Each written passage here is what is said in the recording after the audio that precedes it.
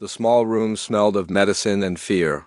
Dim lights cast long shadows across the walls of the HFY Rehabilitation Center. Commander Vexthal sat in his metal chair, his 4 yellow eyes staring at the floor.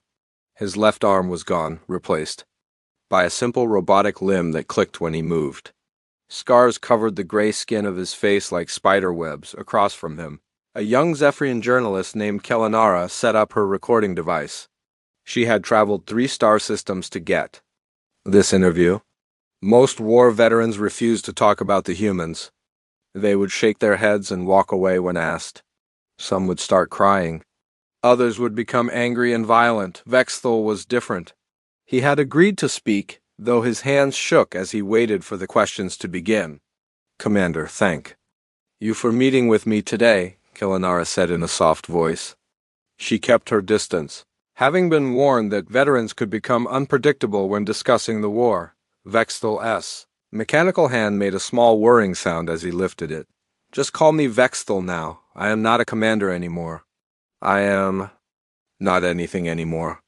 The journalist nodded and checked her recording device. Red lights showed it was working. "Can you tell me about your service before the war with the humans?"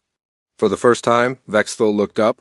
His eyes held a tired expression that seemed much older than his 40 cycles of age. "I served the Empire for 20 years. I commanded ships in 7 different campaigns. We conquered the Rillan system. We brought the Thoric species under Imperial rule. I was decorated 15 times for bravery and tactical excellence." He paused and looked at his robotic hand. "I thought I understood war. I thought I knew what it meant to fight." Kellanara leaned forward slightly. "What changed your mind?" "The humans changed everything," Vexthal said. His voice became quieter. "Everything we knew about warfare, about conquest, about how species behave when faced with superior force. The humans made all of our knowledge worthless." The room fell, silent except for the quiet hum of the medical equipment in the walls. Vexthal stared at something Kellanara could not see. "Tell me about the beginning," she said. "When did you first encounter human forces?" Vexthal closed his eyes. 3 years, 4 months, and 16 days ago. I remember the exact moment because it was the last time I felt confident about anything." He began to speak in the measured tone of someone who had told this story to many doctors and therapists. "High Command had been planning the human conquest for 2 full cycles. Our intelligence ships had been watching their world for years. The reports all said the same thing: primitive technology, divided governments, no unified military command. A young species that had barely left their home planet." Kellanara made notes on her electronic pad. "What was the Empire's assessment of human military capability?" "Minimal," Vexthal said with a bitter laugh. "They had chemical rockets and basic energy weapons. Their largest ships were smaller than our scout vessels. They had something called nuclear weapons, but these were crude devices that would be useless against our shields. The intelligence reports estimated the conquest would take 1 solar rotation at most." He stood up and walked to the small window that looked out over the rehabilitation center's gardens. Other veterans moved slowly along the paths, some missing limbs, others staring at nothing with empty eyes. "I commanded the dreadnought Sharvik," he continued. "Crew of 2,000. The finest warriors in the Empire. We had conquered 17 star systems. My ship alone had destroyed over 300 enemy vessels in previous campaigns." "You felt confident about the mission?" Vexthal turned back to face her. "Confident." We were laughing. "My officers were making jokes about how quickly we would finish this assignment. Some were already planning how to spend their conquest bonuses. We thought the humans would surrender as soon as they saw our fleet." He sat back down, his mechanical hand making small clicking sounds as he adjusted his position. The Zephyrian Empire had never encountered a species that continued fighting after their initial defeat. Every civilization we had ever met followed the same pattern. We would arrive with overwhelming force. They would fight briefly. They would realize they could not win. They would surrender and accept Imperial rule. Kellanara looked up from her notes. "But the humans were different?" "Different is not the right word," Vexthal said. His voice became strained. "The humans were impossible. They broke every rule we knew about how intelligent beings behave. He began to describe the journey to the human system.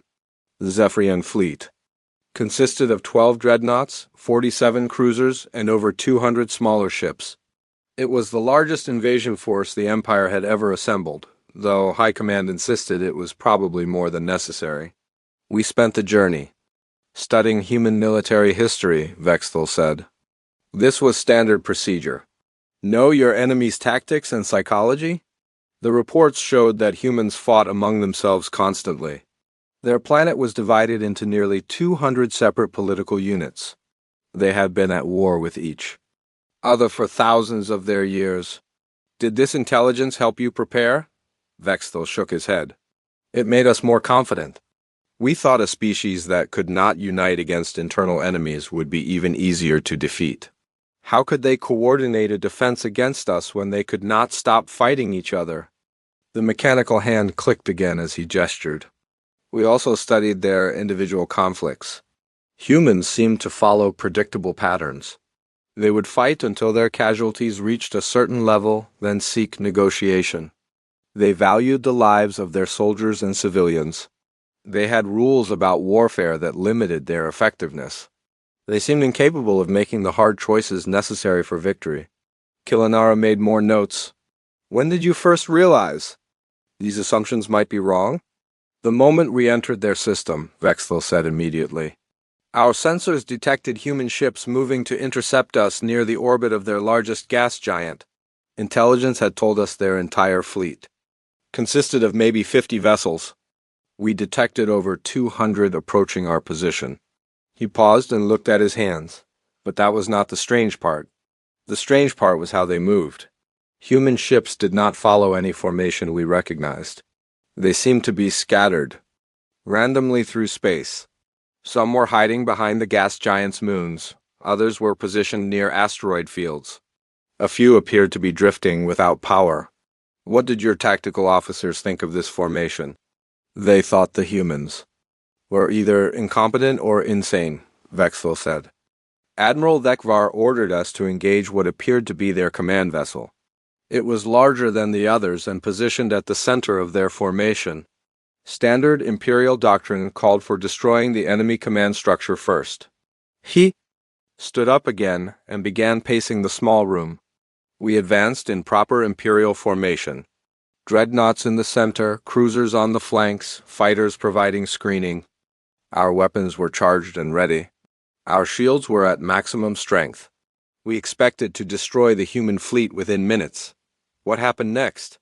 Vexthal stopped pacing and looked directly at Killanara. The humans did something no enemy had ever done before. They did not retreat when faced with superior force.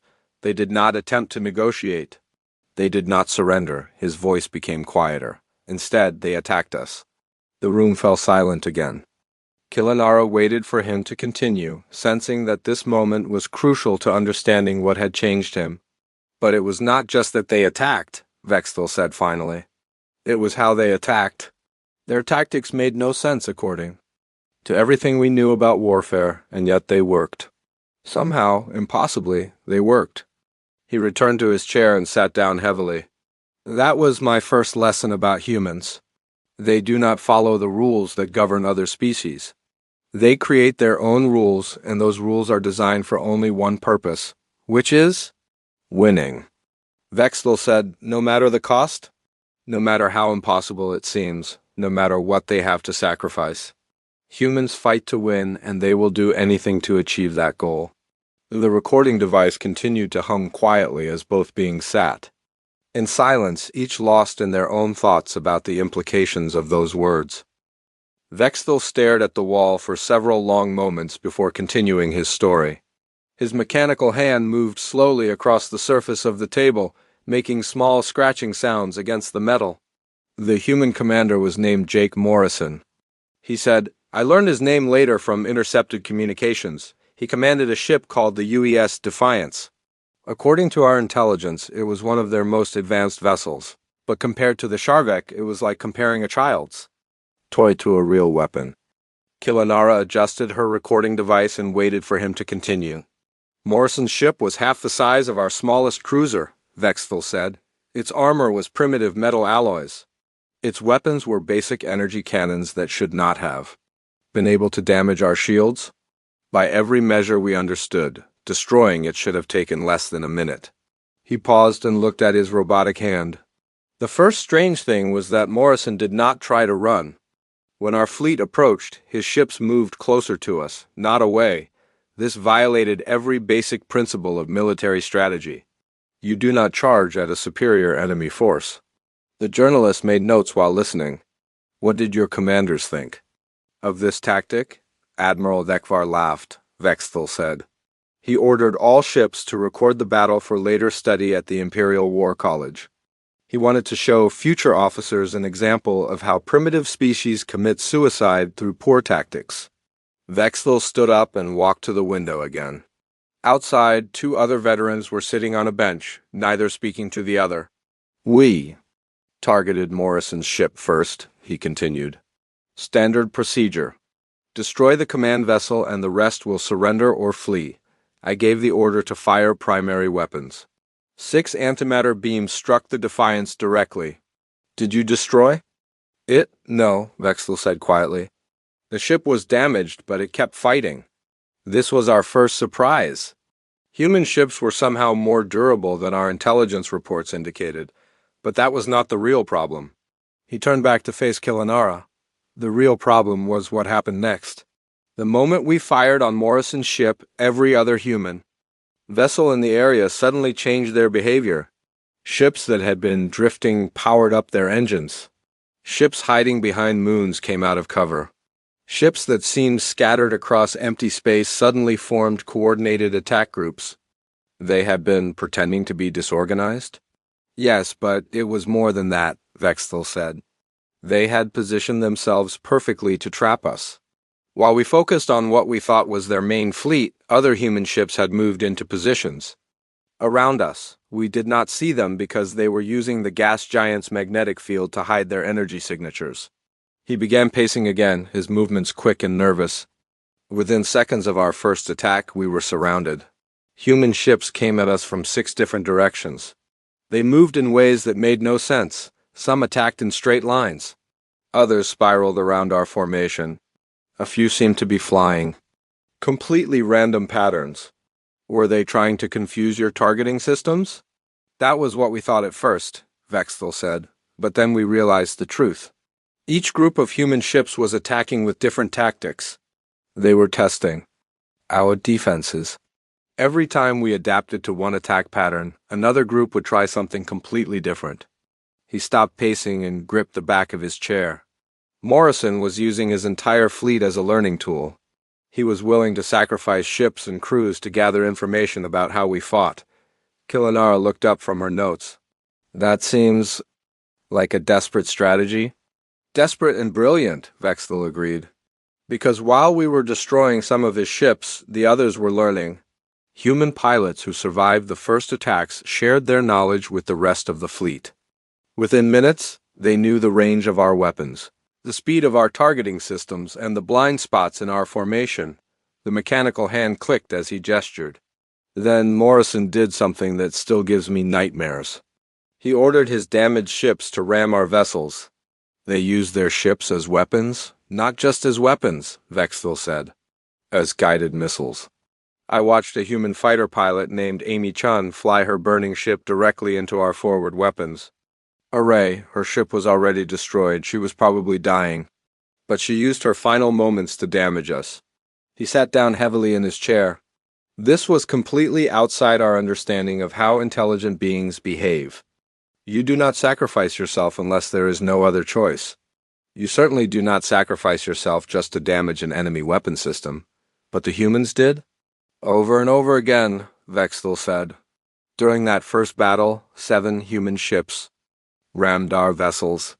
7 pilots chose to die rather than retreat. Each attack was precisely aimed to cause maximum damage to critical systems. He looked at the recording device as if seeing it for the first time. Chun's attack destroyed our primary targeting computer. Another human pilot, someone named Rodriguez, crashed into our communication array. A third pilot hit our shield generator controls. They were targeting specific systems? Yes, and that was impossible, Vextel said. Our ship designs were classified Imperial secrets. No human should have known where our critical systems were located. But somehow they targeted exactly the right places. He rubbed his face with his good hand.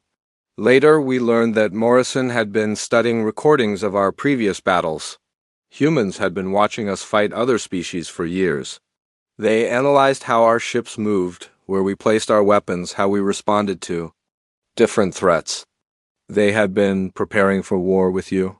Preparing for war with someone, Vextel said. Human military doctrine seemed designed around fighting enemies with superior technology. All of their tactics assumed they would be outnumbered and outgunned. He stood up and began walking around the small room. While the ramming attacks were happening, Morrison's remaining ships continued their coordinated assault. But now they were using what they had learned. Human fighters flew in patterns that kept them just outside our weapon range. Their larger ships concentrated fire on the systems that had been damaged by the ramming attacks. How long did the battle last? 3 hours, Vextel said. 3 hours of the most confusing combat I had ever experienced. Every time we thought we understood what the humans were doing, they changed tactics again. He stopped by the window and looked out at the gardens. The worst part was Morrison himself. Throughout the entire battle, he maintained constant communication with every ship in his fleet. Our codebreakers tried to jam their signals, but human encryption was unlike anything we had seen. They had advanced communication technology? Not advanced, Vextel said. Clever. They used multiple layers of simple codes that changed constantly. Instead of one complex system that could be broken, they had hundreds of simple systems that worked together. He turned back to Killanara. Morrison coordinated his entire fleet like it was a single organism. Ships that were light years apart responded to his orders within seconds. Damaged vessels shared targeting data with healthy ones. Pilots who discovered weaknesses in our defenses immediately transmitted that information to everyone else. What was the outcome of the battle? Vextel's expression became grim. We won, technically. The human fleet retreated after losing 43 ships, but we lost 3 vessels, including a heavy cruiser. Our casualties were over 800 dead and 2,000 wounded. He sat back down and stared at his hands. More importantly, we learned that every assumption we had made about humans was wrong. They did not surrender when faced with overwhelming force. They did not fight in predictable patterns. They were willing to sacrifice individual ships and lives for tactical advantage. How did your superiors react to this report? Admiral Vekvar accused me of cowardice, Vextel said. He said I had been intimidated by primitive tactics and exaggerated the human threat. High Command ordered the fleet to continue with the invasion as planned. He looked directly at the journalist. But I knew something had changed. I had been fighting for 20 years, and I had never encountered an enemy like Morrison and his pilots. They fought like they had nothing to lose and everything to gain. Did you try to warn anyone? I sent detailed reports to Imperial Intelligence, Vextel said. I recommended that we study human tactics more carefully before proceeding with the invasion. I suggested that we might need to revise our strategy. He laughed bitterly. My reports were filed away and ignored. High Command was convinced that our victory proved human weakness. They said losing 43 ships to destroy only 3 was evidence of poor human tactics. But you disagreed? I knew they were wrong, Vextel said. Morrison had not been trying to win that battle. He had been trying to learn. And he had succeeded. By the time his fleet retreated, they knew exactly how to fight us. The room fell quiet except for the soft humming of medical equipment in the walls. Vextel stared at something beyond the window that Killanara could not see. That was our first mistake, he said finally. We thought we had won a victory. Morrison knew he had won something much more valuable. He had won knowledge. And humans, I learned, are very good at using knowledge to kill their enemies. Killanara noticed that Vextel's breathing had become faster as he talked about the first battle. His mechanical hand was moving constantly now, tapping against the table in a nervous rhythm. Would you like to take a break? She asked. No, Vexthel said quickly. If I stop now, I might not be able to continue. The next part is the hardest to talk about. He stood up and walked to the far corner of the room, as if trying to put distance between himself and the memories he was about to share. After the battle near Jupiter, High Command decided to change strategy, he said. Instead of attacking Earth directly, we would capture their military coordination center first. Our intelligence had identified a facility on Europa, one of Jupiter's moons, called New Geneva. What made this facility important? According to our spy satellites, it was where human military leaders planned their defense strategies, Vexthel said. We believe that capturing it would cut off communication between human forces and make them easier to defeat. He began pacing again, his movements more agitated than before. I was promoted to ground commander and given 50,000 troops for the assault. The facility was defended by only 8,000 humans. The battle should have been over in days. But it was not? The siege lasted 3 months, Vexthel sighed. 3 months of the most brutal fighting I have ever experienced. And by the end, I understood that we had made another terrible mistake about humans. He stopped pacing and looked directly at Killanara. We thought we were fighting soldiers. We were actually fighting something much more dangerous. The journalist waited for him to explain. The human commanders were Colonel Lisa Parker and Major Ben Carter, Vexthel continued. Parker was a small woman, barely half the size of our smallest warrior. Carter was older, with gray hair and a calm voice. When we first saw them through our surveillance equipment, my officers laughed. These humans looked like civilians, not military leaders. What changed your opinion? The way they used Europa's environment against us, Vexthel said. The moon has low gravity and a complex system of underground tunnels that humans had built for mining operations. Parker and Carter turned the entire moon into a weapon. He sat back down but continued moving restlessly in his chair. Instead of defending fixed positions like normal military forces, the humans moved constantly through those tunnels. Our troops would secure an area, and the humans would appear behind us through passages we did not know existed. They knew the terrain better than you did. They did not just know it, Vexthel said. They had modified it. During the first week of fighting, we discovered that humans had been preparing for our invasion for months. They had dug new tunnels, placed hidden weapons caches, and created escape routes throughout the facility. He rubbed his forehead with his good hand. Every time we thought we had them trapped, they would vanish. Our troops would enter a room full of human defenders, and by the time we secured it, the humans would be attacking our supply lines from a completely different direction. How did they coordinate these movements? That was what frustrated us most, Vexthel said. We could not intercept their communications because they were not using radio signals. Instead, they had created a network of physical message runners who moved through the tunnel system. Our electronic surveillance was useless against humans carrying written orders. He stood up again and walked to the window. But the real problem was not their tactics, it was their attitude. These humans fought like they had already accepted death. What do you mean? I mean they showed no fear, Vexthel said. When Zephyrian soldiers are surrounded and outnumbered, they surrender. It is logical behavior that preserves life for future battles. But humans in impossible situations just fought harder. He turned back to face her. I want to tell you about Sergeant Nick Rodriguez. He was one of Parker's squad leaders, responsible for defending a choke point that controlled access to 3 major tunnel systems. What happened to him? My forces attacked his position with 200 soldiers, Vexthel said. Rodriguez had 12 men with him. According to all military logic, they should have retreated or surrendered immediately. He began describing the battle in detail. Rodriguez and his squad had positioned themselves in a narrow tunnel intersection where the Zephyrian numerical advantage was reduced. They used improvised explosive devices made from mining equipment and damaged energy weapons that should not have worked but somehow did. Rodriguez held that position for 6 hours, Vexthel said. 6 hours against overwhelming odds. His men fell one by one until he was fighting alone. We could see him through our surveillance cameras. He was wounded in multiple places. His weapon was damaged and barely functional, but he kept fighting. How did the battle end? Rodriguez used his final explosive device to collapse the tunnel, Vexthal said quietly. He buried himself and 20 of my soldiers under tons of rock rather than let us pass. When we finally cleared the debris, we found him still holding his weapon. The room fell silent for several moments. Killanara could see that this memory was particularly painful for the former commander. That was when I began to understand what we were really fighting, Vexthal continued. Rodriguez was not a professional soldier.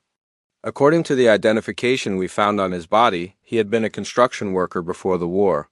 But he fought and died like the greatest warrior in the galaxy. Were there other incidents like this? Dozens, Vexthal said.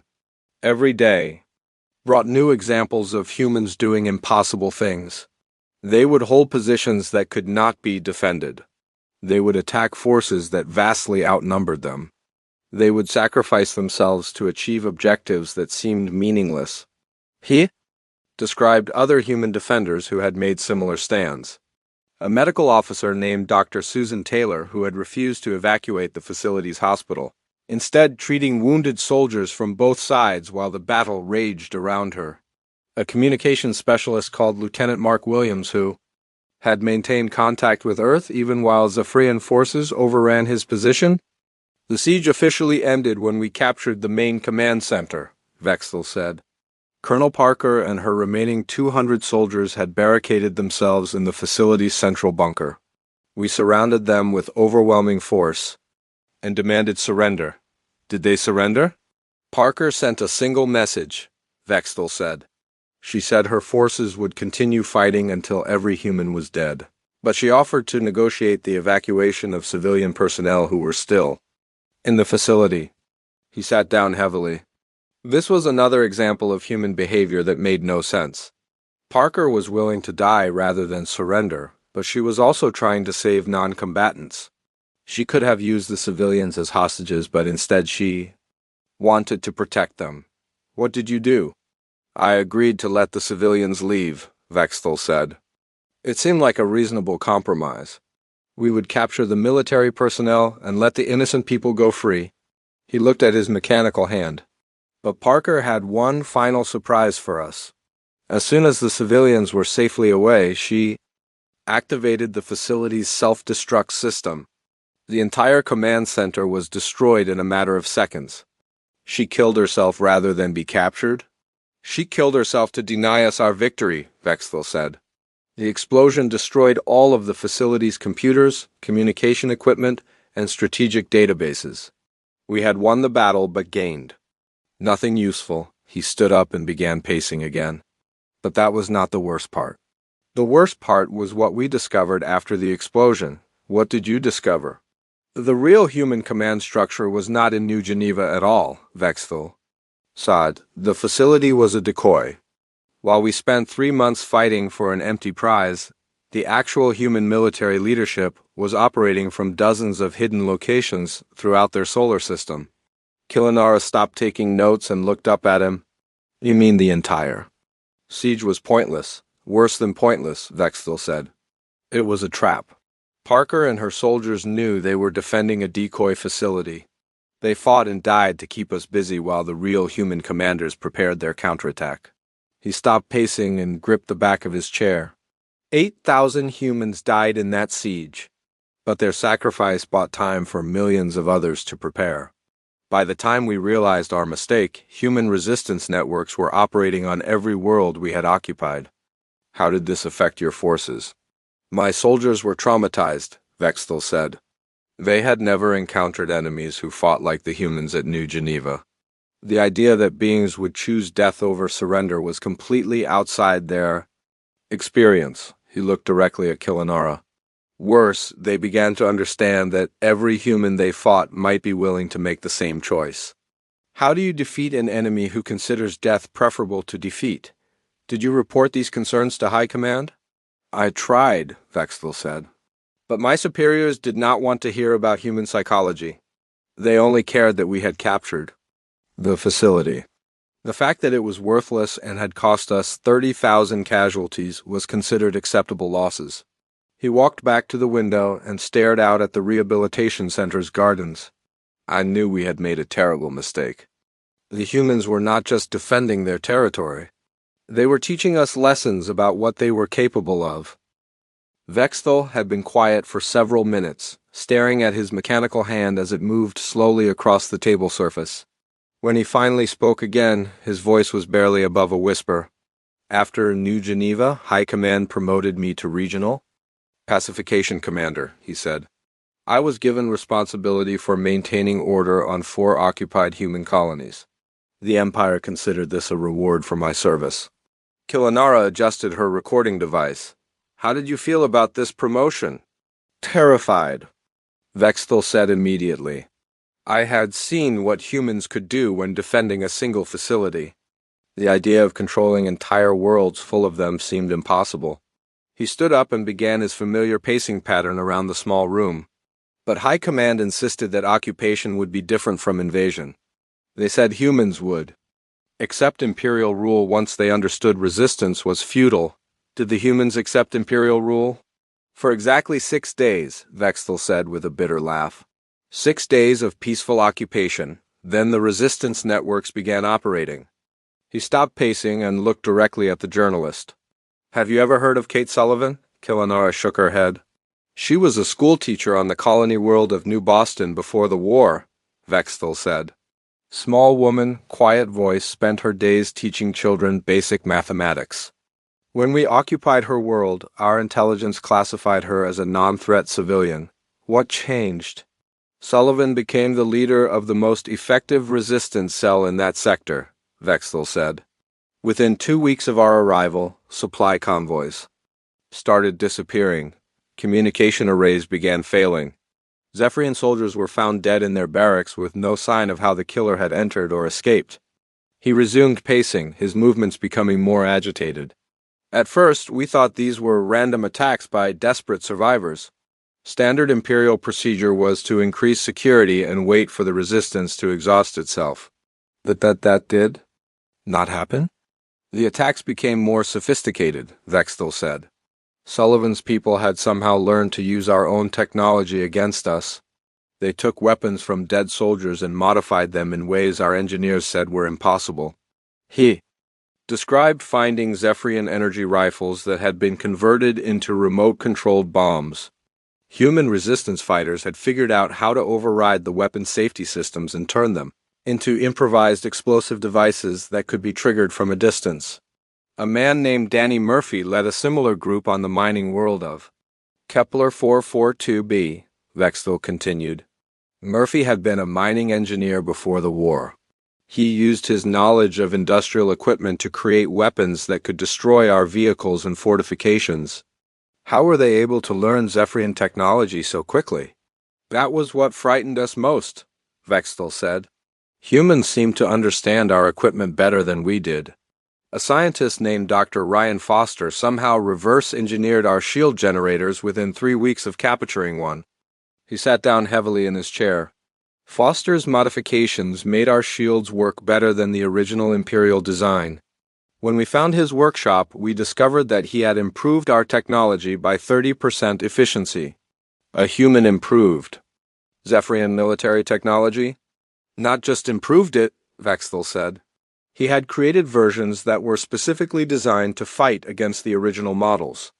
Foster gave his resistance cell weapons that could penetrate Imperial shields while being protected by better versions of those same shields. The mechanical hand clicked as he gestured, but the worst part was not their technology. It was their coordination. These resistance cells operated independently, but somehow they shared information across multiple star systems. How do they communicate without you detecting their signals? We never found out, Vexthal said. Our intelligence officers spent months trying to intercept resistance communications. They found nothing.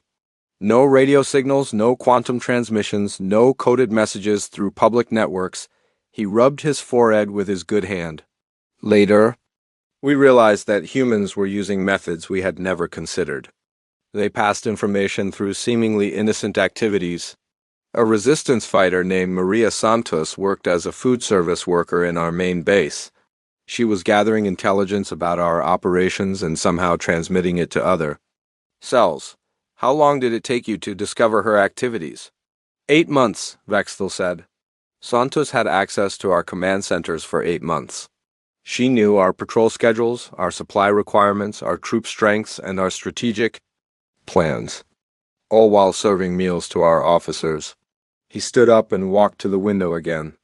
When we finally arrested her, we found that she had been using the food delivery system to carry messages. Coded information was hidden in the arrangement of items on serving trays. A resistance network was operating inside our most secure facilities, and we never suspected it.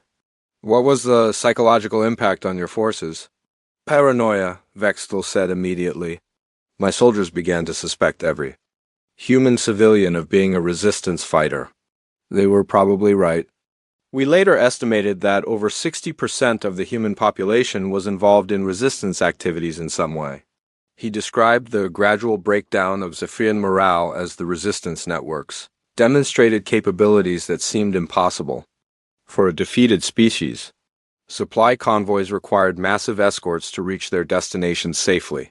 Communication equipment failed so frequently that commanders could not coordinate their forces effectively. The humans also began psychological warfare that was unlike anything in our military manuals, Vexthal said.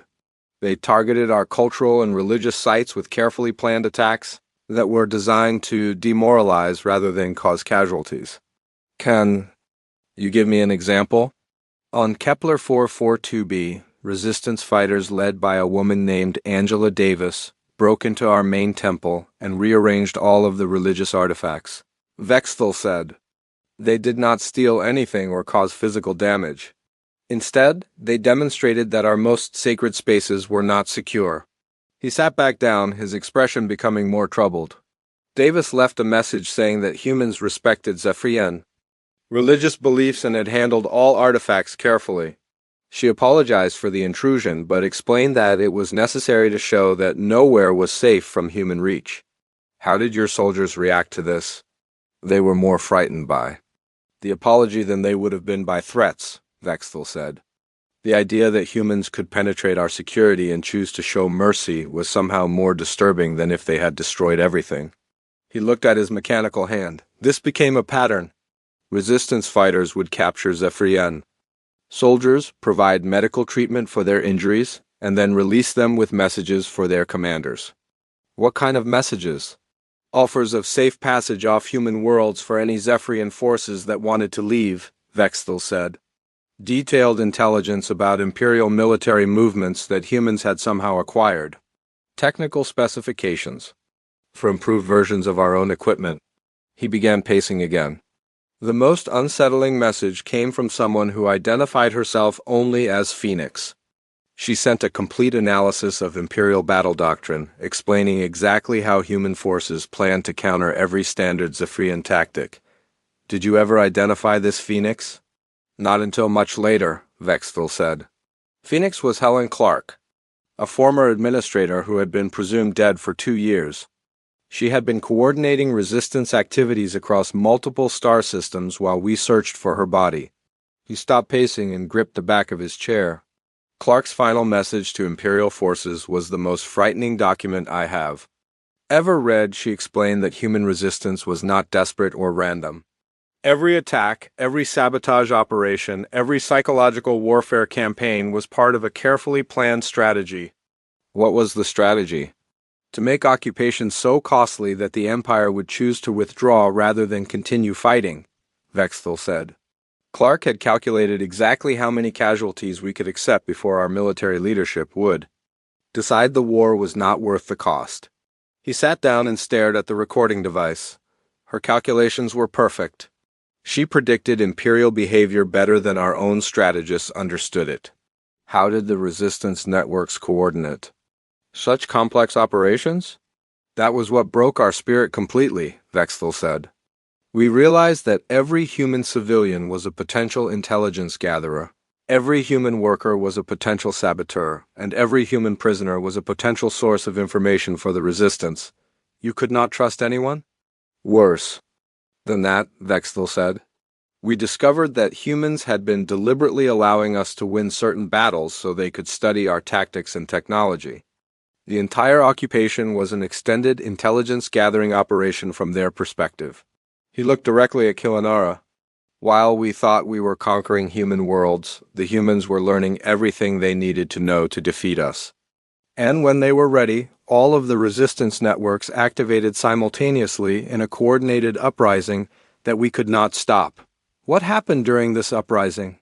Every occupied world rebelled at the same moment, Vexthal said. Supply. Lines were cut, communication networks were destroyed. Command centers were captured or neutralized. In less than 48 hours, Imperial control collapsed across 4 star systems.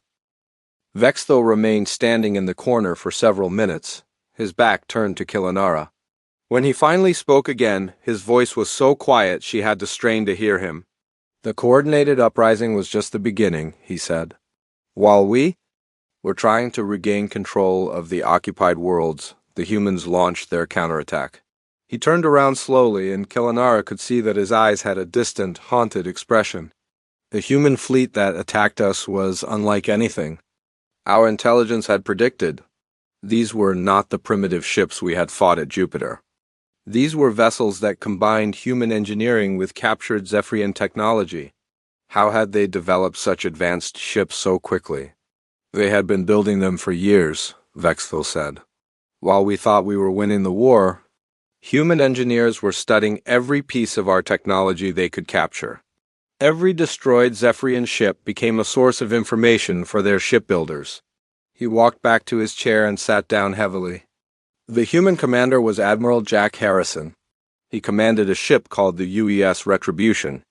According to our sensors, it was larger than our biggest dreadnought, but somehow more maneuverable than our fastest cruiser. How was that possible? Human. Engineers had redesigned our propulsion systems, Vexthal said. They removed safety features that we considered essential and added modifications that increased performance by 40%. The result was ships that could move in ways that seemed to violate the laws of physics. He looked at his mechanical hand. Harrison's fleet included captains like Steve, Mitchell, and Grace Adams. These commanders flew their ships in formations that confused our targeting computers while delivering attacks with impossible precision. What made their attacks so effective? They knew exactly where to hit us, Vexthal said. Every weakness in our ship designs, every vulnerability in our defensive systems, every blind spot in our sensor arrays. The humans had studied us so thoroughly that they understood our technology better than we did. He began describing the final battle above Earth's orbit. The Zephyrian fleet had assembled every available warship for what High Command believed would be the decisive engagement. Over 300 Imperial vessels faced Harrison's force of fewer than 100 human ships. The battle should have been a simple victory for us, Vexthal said. We had overwhelming numerical superiority and more experienced crews. But within the first hour, we lost 12 ships while the humans lost only 2. How did the humans achieve such a victory ratio? Coordination, Vexthal said. Harrison's fleet moved like a single organism. Each ship knew exactly what every other ship was doing at all times. When one human vessel engaged a target, 3 others would move to support it from different angles. He stood up and began pacing again. Our ships fought as individuals, even when operating in formation. Human ships fought as a collective intelligence. They shared targeting data, coordinated defensive maneuvers, and adapted their tactics in real time based on battlefield conditions. Did you realize you were losing the battle? Not at first, Vexthal said. Our commanders kept expecting the humans to make mistakes or run out of ammunition. We did not understand that they had been planning this engagement for months. He stopped pacing and looked directly at Killanara. The most shocking moment came when we discovered that Harrison had been deliberately allowing us to win smaller battles throughout the war. Every Zephyrian victory had been carefully calculated to give humans the information they needed for this final confrontation. They had been manipulating the entire war? From the very beginning, Vexthal said. Morrison's first attack near Jupiter was not an attempt to stop our invasion. It was an intelligence-gathering mission. The siege of New Geneva was not a desperate defense. It was a way to study our ground tactics while preparing resistance networks. He sat back down and stared at the table. Even our occupation of human worlds had been part of their strategy. They let us capture territory so they could learn how we organized our forces, how we supplied our troops, and how we responded to different types of resistance. How did you discover this? Harrison told us, Vexville said quietly. During the battle, he broadcast a message to all Imperial forces. He explained that humans had been fighting a different war than we realized. While we tried to conquer their territory, they had been conquering our knowledge. He rubbed his face with his good hand. Harrison said that humans had never intended to prevent our invasion. Instead, they had planned to make the occupation so costly that we would choose to. Leave voluntarily? What was your personal breaking point?